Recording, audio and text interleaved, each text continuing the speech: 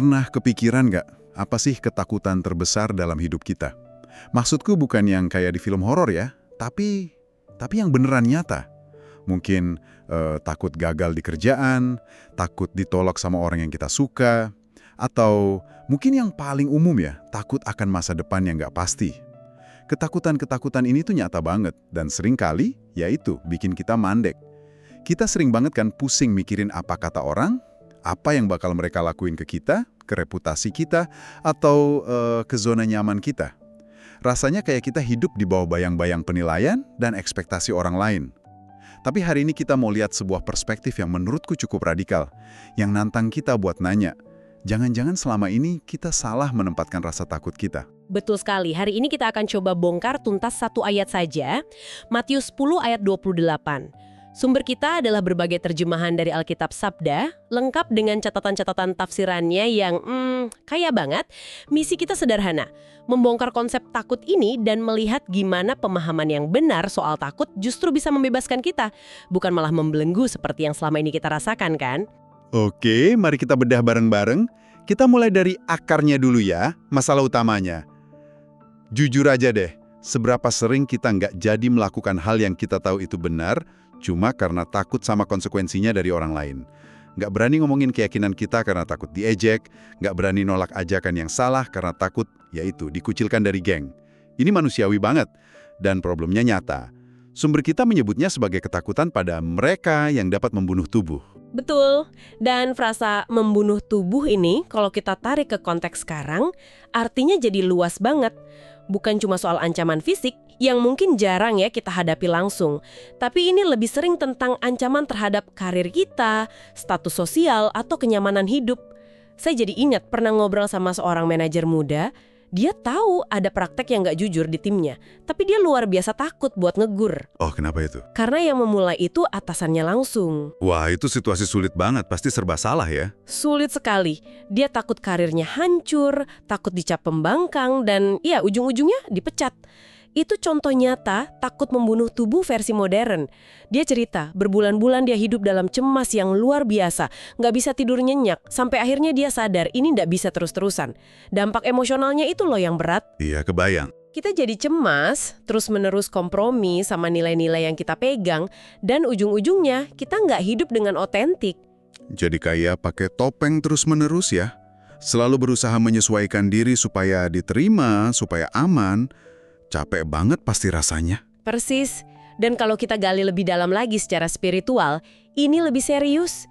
Saat kita melakukan itu, sadar atau nggak sadar, kita sebenarnya sedang menempatkan opini manusia dan konsekuensi duniawi di atas tahta, lebih tinggi dari perintah dan kehendak Tuhan. Wow. Rasa takut kita pada bos, pada teman, pada apa kata orang, itu mengalahkan rasa hormat dan takut kita pada Tuhan. Inilah jebakan maut yang sedang dibicarakan di ayat ini. Nah, disinilah Matius 10:28 ini masuk. Kayak tamparan lembut tapi bikin sadar. Coba kita dengarkan beberapa versinya, karena tiap terjemahan itu ngasih nuansa yang beda dan menarik. Versi terjemahan baru, atau TB, yang biasa kita dengar, bunyinya, janganlah kamu takut kepada mereka yang dapat membunuh tubuh. Takutlah terutama kepada Dia yang berkuasa membinasakan baik jiwa maupun tubuh di dalam neraka. Kontrasnya tajam banget. Perhatiin deh kata terutama itu kuncinya. Bukan berarti kita jadi ceroboh dan gak waspada sama bahaya fisik, tapi prioritas ketakutan kita harus jelas. Nah, versi terjemahan sederhana Indonesia, TSI, membuatnya lebih personal dan lugas. Bunyinya, janganlah takut kepada manusia. Sebaliknya, takut dan hormatlah kepada Allah saja. Tunggu, ini kan kedengarannya kayak kita disuruh ganti satu ketakutan dengan ketakutan lain yang lebih besar. Jadi apa bedanya? Sama-sama hidup dalam ketakutan kan? Pertanyaan bagus banget. Ini bukan soal mengganti, tapi soal mengarahkan ulang atau mengkalibrasi ulang rasa takut itu. Ini poin penting pertama kita. Mengkalibrasi ulang. Coba bayangin kita ini radio. Selama ini frekuensi kita mungkin terkunci di channel apa kata orang FM. Isinya cuma gosip, cemoohan, ekspektasi, tekanan sosial. Bikin pusing kan? Haha, iya banget. Nah, ayat ini ngajak kita buat putar ke notnya, cari frekuensi apa kata Tuhan FM. Frekuensi yang jauh lebih jernih dan stabil. Oke, analogi radio itu kebayang banget. Jadi ini soal mengubah fokus kita ya. Tepat.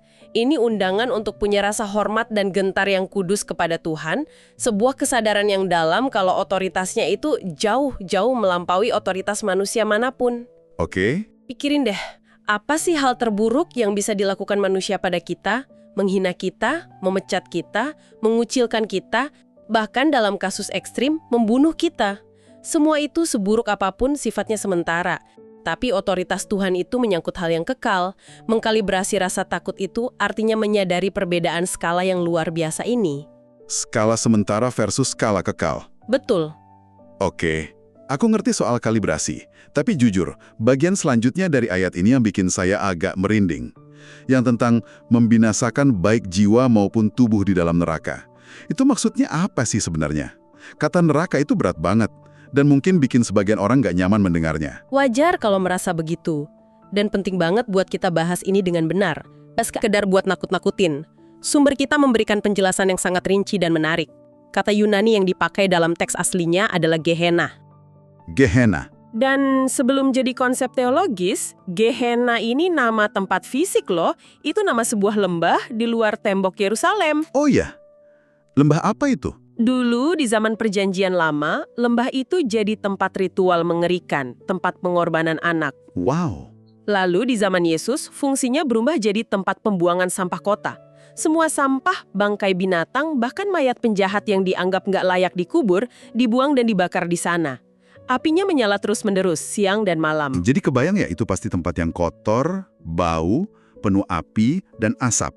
Simbol dari sesuatu yang paling hina dan mengerikan. Tepat sekali. Jadi Yesus pakai gambaran yang sangat dikenal pendengarnya waktu itu ya. Bukan konsep abstrak. Benar juga. Dia mengambil gambaran fisik yang paling menjijikan, yang mereka tahu, lalu memakainya untuk menjelaskan sebuah realitas rohani.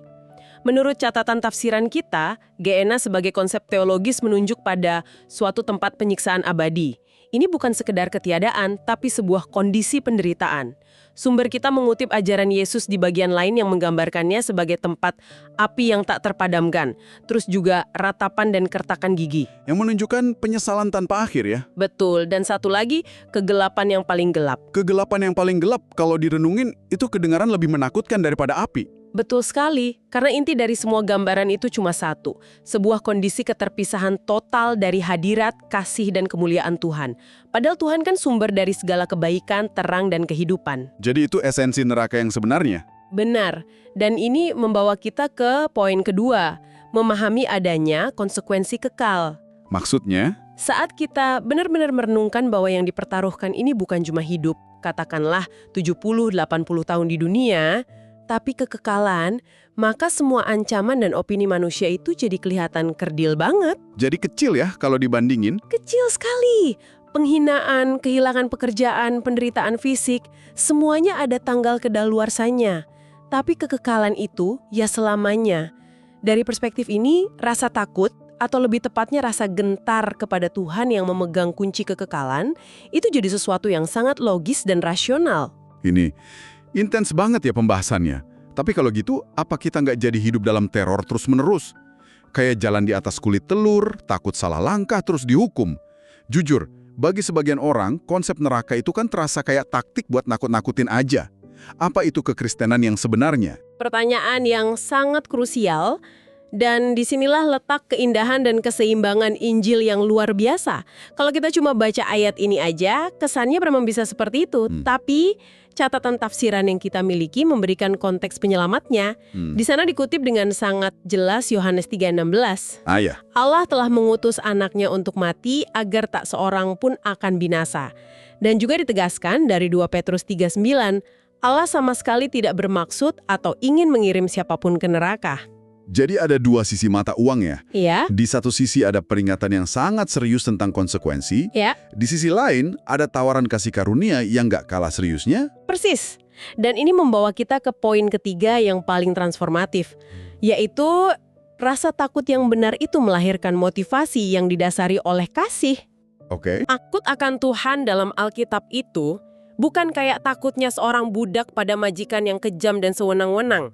Itu lebih mirip rasa gentar, kagum, dan hormat yang mendalam dari seorang anak kepada bapaknya yang maha kuasa, maha kudus, sekaligus maha kasih. Aku masih agak bingung di sini.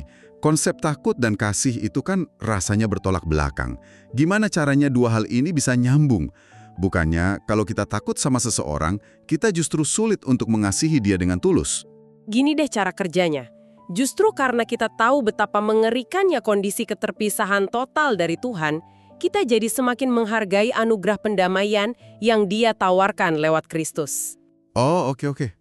Rasa takut akan konsekuensi dosa gak bikin kita lari menjauh dari Tuhan, tapi justru bikin kita lari kepadanya untuk berlindung. Mencari perlindungan. Karena kita sadar betapa berharganya itu. Dan dampaknya keluar, kesadaran ini mendorong kita untuk memberitakan kabar baik itu ke orang lain. Bukan buat nakut-nakutin, tapi karena kasih. Karena nggak mau orang lain mengalami hal yang sama. Tepat, karena kita nggak mau ada seorang pun yang mengalami keterpisahan itu. Motivasi kita bergeser dari aku takut dihukum, menjadi aku begitu mengasihi Bapakku dan sesamaku. Ini semua bikin aku kepikiran sebuah gambaran, sebuah analogi. Bayangin deh, seorang pelaut di tengah samudera luas. Dia bisa aja takut sama ombak ganas yang mengguncang kapalnya, atau angin badai yang bisa merobek layarnya.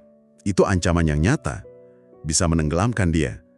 Tapi itu semua ancaman sementara. Terus, Nah, rasa takut dan hormatnya yang terbesar itu seharusnya bukan pada tiap ombak yang datang, tapi pada kekuatan samudra itu sendiri secara keseluruhan. Dan yang paling penting, pada kompas di tangannya yang jadi satu-satunya penunjuk jalan ke daratan yang aman. menarik. Kalau dia terlalu panik lihat setiap ombak dan mengabaikan kompasnya, dia pasti tersesat selamanya. Ombak dan badai itu ya manusia dengan segala ancaman sementaranya. Samudra dan kompas itu adalah Tuhan dan firman-Nya yang memegang nasib seluruh perjalanannya menuju tujuan yang kekal. Analogi yang kuat banget. Dan kalau kita lanjutkan ya, kompas itu kadang terasa nggak intuitif kan? Gimana maksudnya? Saat ombak besar datang dari kiri, naluri kita teriak untuk belok ke kanan, menghindar. Tapi kompas bilang, tetap lurus. Oh, iya benar. Mengikuti firman Tuhan di tengah tekanan sosial seringkali terasa persis seperti itu, melawan naluri bertahan hidup kita demi tujuan yang lebih besar. Kita terlalu sering panik karena ombak, padahal kita seharusnya menjaga pandangan kita tetap pada kompas. Jadi, kalau kita rangkum, apa yang kita lihat hari ini adalah bahwa Matius 10:28 itu bukan ayat untuk menakut-nakuti, melainkan untuk membebaskan. Membebaskan. Ini adalah kunci untuk membuka belenggu ketakutan kita pada manusia, membebaskan kita dari tirani opini, dari ancaman-ancaman sementara, dengan cara mengkalibrasi ulang fokus dan rasa gentar kita hanya kepada Tuhan yang memegang kekekalan di tangannya. Betul banget. Ini undangan untuk hidup lebih berani dan lebih otentik. Bukan berani karena nekat atau nggak punya perhitungan ya, tapi berani karena kita tahu apa yang benar-benar penting dalam gambaran besar. Hidup kita nggak lagi didikte oleh apa yang bisa hilang di dunia ini. Reputasi, kenyamanan, bahkan nyawa sekalipun. Tapi didikte oleh apa yang bisa kita dapatkan dalam kekekalan bersama Dia. Ini mengubah skalanya. Sebagai penutup, mari kita ambil waktu sejenak untuk refleksi pribadi. Ini pertanyaan untuk kamu yang sedang mendengarkan. Coba jujur pada diri sendiri. Rasa takut mana yang saat ini paling mendominasi keputusan-keputusanmu? Apakah itu takut pada apa yang bisa dilakukan atau dikatakan manusia? Atau rasa hormat dan gentar kepada Tuhan yang memegang jiwa dan tubuhmu dalam tangan yang berkuasa? Oke, mari terus belajar dan bertumbuh bersama. Tuhan Yesus memberkati.